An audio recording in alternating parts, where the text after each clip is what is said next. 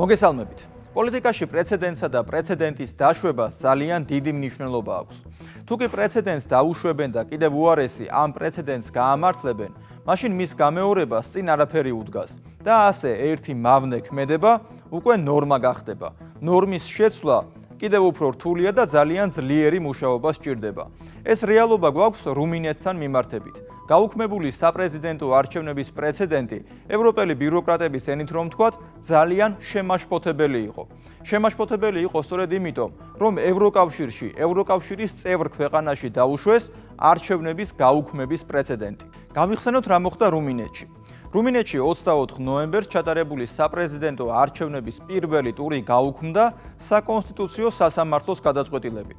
არჩევნების გაუქმების მიზეზად პირველ ტურში პირველ ადგილზე გასული კალინ ჯორჯესკუს დაფინანსების კეთილსინდისიერების საკითხი გახდა სოციალურ ქსელებში. თუმცა შემდეგ აღმოჩნდა, რომ ეს დაფინანსება ისევ ერთ-ერთი რუმინული პარტიისგან მოდიოდა. მიუხედავად ამისა, სასამართლოს განაჩენი მაინც არ შეცვლილა. რამდენიმე კვირის განმავლობაში რუმინეთში აქციები იმართებოდა, სადაც ათობით ათასი ადამიანი იღებდა მონაწილეობას და არჩევნების მეორე ტურის ჩატარებასა და მოქმედი პრეზიდენტის კლაუს იოჰანისის გადადგომას ითხოვდნენ. როგორც ჩანს, ამ მოთხოვნებმა გაჭრა და იოჰანისიც გადადგა. რუმინული ოპოზიციური პარტიები პარლამენტში პრეზიდენტის იმპიჩმენტის წესით გადაყენების საკითხის ინიცირებას აპირებდნენ. შესაბამისად, იოჰანისის გადაწყვეტილების ახსნა გასაგებია. სჯობდა თავადგადამდგარიყო, ვიდრე იმპიჩმენტის წასულიყო. თან იმ ფონზე, რომ მხოლოდ პოლიტიკური ნებით შეინარჩუნა თანამდებობა ვადის ამოწურვიდან 2 თვენახევრის განმავლობაში. რუმინეთში არჩევნები მაისში გაიმართება. ასევე მაისში იმართება საპრეზიდენტო არჩევნები პოლონეთშიც და რუმინული რეალობის შემყურე პოლონეთის პოლიტიკოსებს რომ იტყვიან თავიანთი გასჭირვებიათ, რომ იქაც არ გაუქმდეს არჩევნები. შიშის მიზეზები ნამდვილად აქვთ. ყველას გვახსოვს ყოფილი ევროკომისარი ტიერი ბრეტონი როგორ აღიარებდა, რომ არჩევნები რუმინეთში ევროკავშირის ჩარევით გაუქმდა და იმაზეც საუბრობდა, რომ საჭიროების შემთხვევაში ევროკავშირი იმავეს გერმანიაშიც გააკეთებდა. მისი სატელევიზიო ინტერვიუს თემა უბრალოდ გერმანია იყო და გერმანიის ვადამდელი არჩევნები თებერვალში. თუმცა იმავე ლოგიკით ხელს არაფერი შეუშლიდა გერმანიის ნაცვლად პოლონეთი რომ ეხსენებინა. მთლიანობაში Deep State-ისთვის სულ ერთია, საუბარი გერმანიაზე იქნება რუმინეთზე თუ პოლონეთზე. მთავარია ევროკავშირის ქვეყნები მართვადები იყვნენ და Deep State-ის პოლიტიკას, ანუ გლობალისტურ ნეოლიბერალურ პოლიტიკას მორჩილად მიჰყვებოდნენ. თუ ასე არ იქნება და სუვერენისტი პოლიტიკოსები დაწინაურდებიან, მაგალითად ისე როგორც პოლონეთში, მაშინ საჭიროა მათი განეიტრალება. რუმინეთში ეს გამოვიდა. ახლა კი პოლონეთის პრეზიდენტს უწევს წინასწარ თადარიგის დაჭერა, რომ იგივე მის ქვეყანაშიც არ მოხდეს. დღეს პოლონეთში ხელისუფლებაში ერთგვარი კოჰაბიტაციის მოცემულობა აქვთ. პრეზიდენტი და პრემიერ-მინისტრი ურთიერთდაპირისპირებული პოლიტიკური ძალებიდან არიან. პრემიერი დონალდ ტუსკი ევროპის პოლიტიკური ელიტის ერთ-ერთი ფავორიტია. პრეზიდენტი ანჯეი დუდა კი თამამად შეგვიძლია ევროსკეპტიკოსად მოიხსენიოთ. აქვე ისიც ვთქვათ, რომ პოლონეთი ნახევრად საპრეზიდენტო რესპუბლიკაა. შესაბამისად, პრეზიდენტს საპრეზიდენტო არჩევნებში ამომრჩეველი ირჩევს. სწორედ პრეზიდენტი ანჯეი დუდა არ გამორიცხავდა, რომ ქვეყანაში მაისში დაგეგმილ საპრეზიდენტო არჩევნებზე რუმინეთის მსგავსი სიტუაცია განვითარებულიყო. დუდა იმაზეც საუბრობდა, რომ პოლონეთში შეიძლება არჩევნების შედეგების დაცვის საკითხი დადგეს დღის წესრიგში და ყველაფერი ისე მოხდეს, როგორც რუმინეთში კალინ ჯორჯესკუს შემთხვევაში იყო. ხელისუფლებაში მოვიდეს ბრიუსელის ფავორიტი კანდიდატი. ფაქტი, რომ პოლონეთის პრეზიდენტი უკვე იმაზე დარდობს, რომ ბრიუსელმა არჩევნები არ გაუუქმოს ევროკავშირისავე წევრ ქვეყანას და სალაპარაკო ენაზე რომ ვთქვათ, თავზე არ დაასვას საკუთარი კანდიდატი, უკვე ძალიან ბევრზე მეტყველებს. ეს ნიშნავს, რომ ყველა ის ღირებულება, რითიც ევროკავშირი 10 წლეულების განმავლობაში თავს იქებდა და მისაბაძ ორგანიზაციად წარმოჩინდებოდა, ჩაბარდა წარსულს. დემოკრატიული ღირებულებები, ადამიანის უფლებები, არჩევნების შედეგების პატივისცემა და კანონის უზენაესობა, ესეც ეთყობა უკვე შერჩევითი გახდა. ან ეს ყველაფერი მაშინ არის დაცული, თუ Deep State-ის სასარგებლო კანდიდატი იმარჯვებს, თუ Deep State-ის დიქტატს საფრთხე არ ექმნება და მისი აგენტურა მართავს ქვეყანას. ევროპული ღირებულებების შერჩევითი რომ იყო, საქართველოში კარგად ვიცით. საქართველოსთან მიმართებით ბოლო წლების განმავლობაში ევროკავშირისგან ორმაგი სტანდარტი ჩვეულებრივი რამ გახდა. ეთყობა ის, რაც ადრე კლუბის წევრებთან დაუშვებელი იყო, ახლა ევროკავშირის კლუბის წევრებშიც მოსულა. ბრიუსელისგან ახლა ორმაგი სტანდარტებით თამაში უკვე ევროკავშირის წევრი ქვეყნების ლიდერებს ადარდებთ. თან საუბარია პოლონეთზე, ქვეყანაზე, რომელსაც საქართველოში ბევრი უფრო მისაღებად აღიქვამს. ეს ყველაფერი კი იმაზე მეტყველებს, რასაც ჩვენ არაერთხელ ვამბობთ და კიდევ ვიტყვით. ევროკავშირი არის გლობალისტურ ნეოლიბერალური პოლიტიკური პროექტი, რომელსაც ზეეროვნული და ზესახელმწიფოებრივი სტრუქტურები მართავენ. ეს სტრუქტურები კი სავსეა Deep State-ის მარიონეტებით, რომელთაც საკუთარ ქვეყანასთან არანაირი პასუხისმგებლობის გრძნობა არ გააჩნიათ და აკეთებენ იმას, რასაც სოროსის ქსელი თუ დამფინანსებელი არასამთავრობო დაავალებთ. აქამდე ასეთი აწუხე ავადსახსენებელი USAID-იც იყო, რომლის შტაბ-ბინა უკვე დახურეს და ორგანიზაციის რეორგანიზაცია მიმდინარეობს, მაგრამ საცეცები ჯერ კიდევ ბევრია დარჩენილი.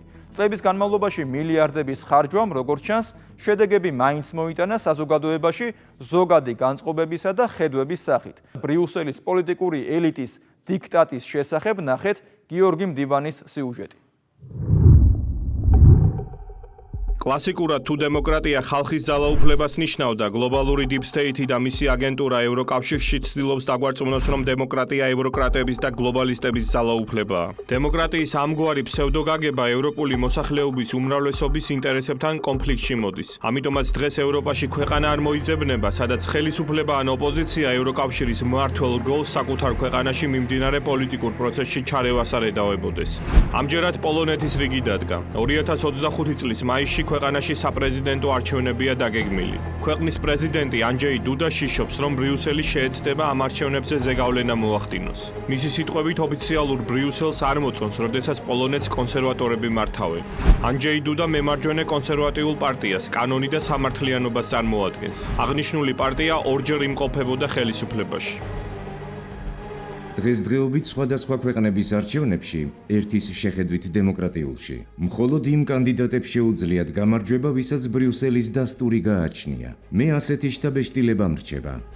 პოლონეთსა და ევროკომისიას შორის ურთიერთობა არასდროს არ იყო იდეალური. უბრალოდ უკრაინის ომმა ოდნავ დააცხრო ბრიუსელს და ვარშავას შორის არსებული უთანხმოება. რამდენიმე წლის წინ ევროკომისია პოლონეთს იმავე მუქარის შემცველი ტონით ესაუბრებოდა, როგორც დღესდღეობით საქართველოს, უნგრეთსა და სლოვაკეთს. ფორმალურად პოლონეთის წინა ხელისუფლებას ევროკავშირის მმართველი ელიტა კანონის უზენაესობას და სასამართლო სისტემის მიკერძოებულობას ედავებოდა. თუმცა რეალური მიზეზი ყველასთვის ნათელია.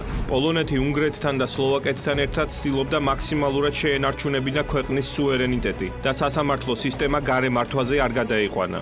Proszę Państwa, მინდა ყურადღება მიაქციოთ იმ ფაქტს, რომ ისინი ცდილობენ წაგვართვან სამართლიანი მართლმსაჯულების სისტემა. წაგვართვან უფლება, რომ გავმართოთ ეს სისტემა. არ უნდა დაუშვათ ის, რომ სხვები წყვეტდნენ ჩვენს მაგივრად. ჩვენი უფლებაა მივიღოთ გადაწყვეტილება ჩვენს კანონმდებლობაზე.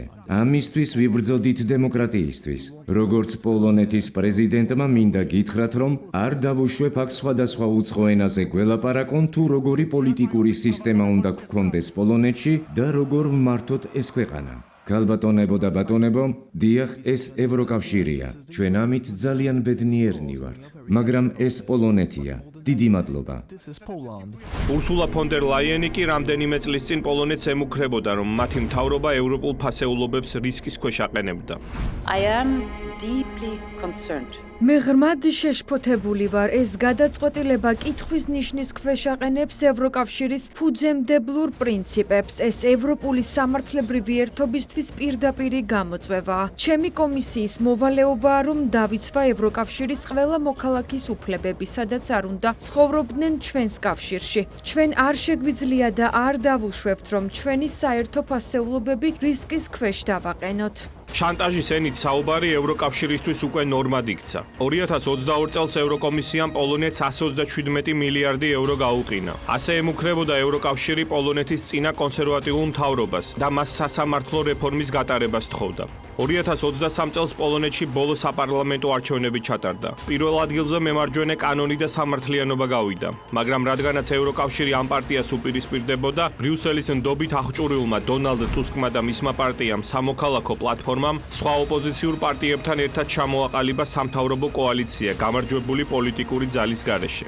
ესეც თანამედროვე ევროპული კვაზიდემოკრატიის სიმპტომატურ გამოვლინებად იქცა, როდესაც ბრიუსელის წნეხით გამარჯვებული, მაგრამ გლობალისტებისთვის არასამართლიანი განსასურველი პარტიების მთავრობის მიღმა დატოვება ხდება. არადა ლოგიკურია, რომ მთავრობაში თუნდაც კოალიციურში პირველ რიგში ის პარტია უნდა იყოს წარმოდგენილი, რომელმაც მოსახლეობაში ყველაზე დიდი მხარდაჭერა მოიპოვა.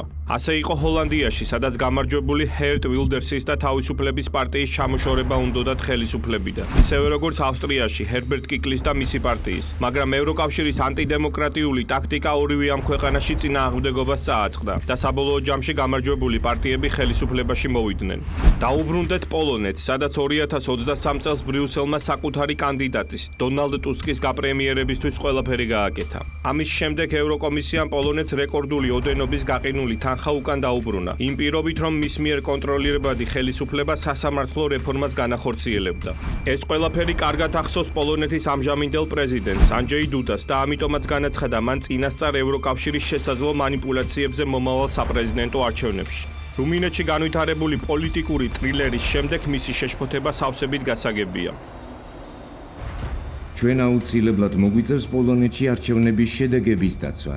არსებობს დემოკრატიისთვის რეალური საფრთხე. რუმინეთის მაგალითი ამას თვალსაჩინოდ აჩვენებს. რუმინეთის кейსი მართლაც დაუჯერებელი ამბავია. საპრეზიდენტო არჩევნების პირველ ტურში კალინ ჯორჯესკუმ სენსაციური გამარჯვება მოიპოვა. წინასწარი კვლევებით მას 10%-ზე ნაკლები უნდა აეღო. თუმცა ჯორჯესკუმ ხმების 22.95% მიიღო. მეორე ადგილზე პროევროპელი კანდიდატი გავიდა, ელენა ლასკონი. ქვეყნის პრემიერ-მინისტრი, რომელსაც წინასწარი სოციოლოგიური კვლევების მიხედვით გამარჯვება უნდა მოეპოვებინა, მხოლოდ მესამე ადგილს დასჯერდა. დამარცხების აღიარების მაგივრად გლობალურმა Deep State-მა სასაცილო საბაბის ძიება დაიწყო თუ როგორ გაებათილებინათ რუმინეთის საპრეზიდენტო არჩევნების შედეგები. საბოლოო ჯამში სოციალურ ქსელ TikTok-ს მიადგნენ, სადაც ჯორჯესკუს აქტიური კამპანია ჰქონდა და მას ბრალი დასდეს სარეკლამო ხარჯების გაუმჭვირვალობაზე.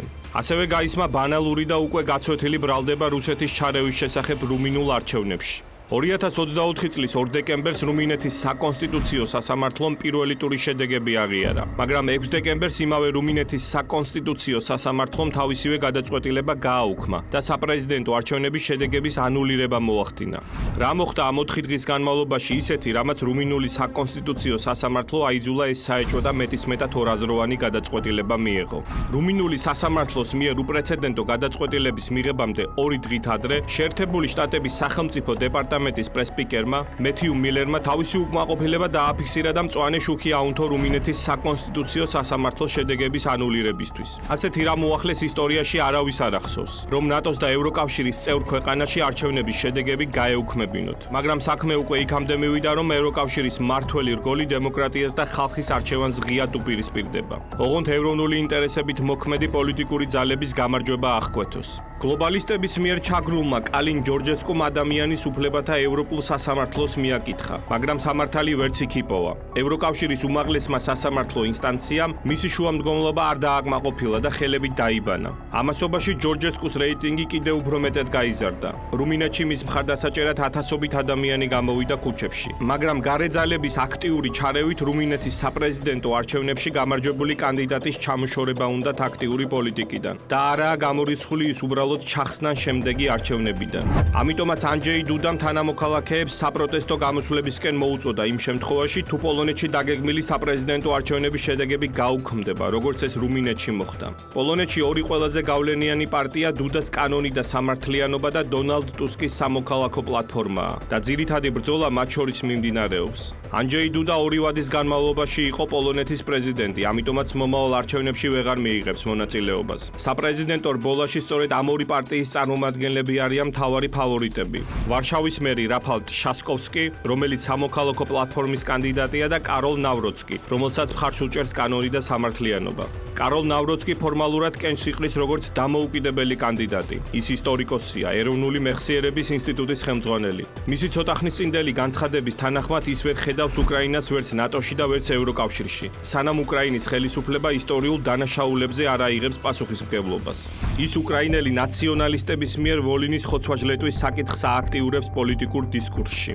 1943-1945 წლებში უკრაინელმა ფაშისტებმა, რომლებიც სტეპან ბანდერას მიმდევრები იყვნენ, ვოლინის ოლქში და აღმოსავლეთ გალიციაში მცხოვრები 100,000-მდე ეთნიკური პოლონელი სასტიკად მოკლეს.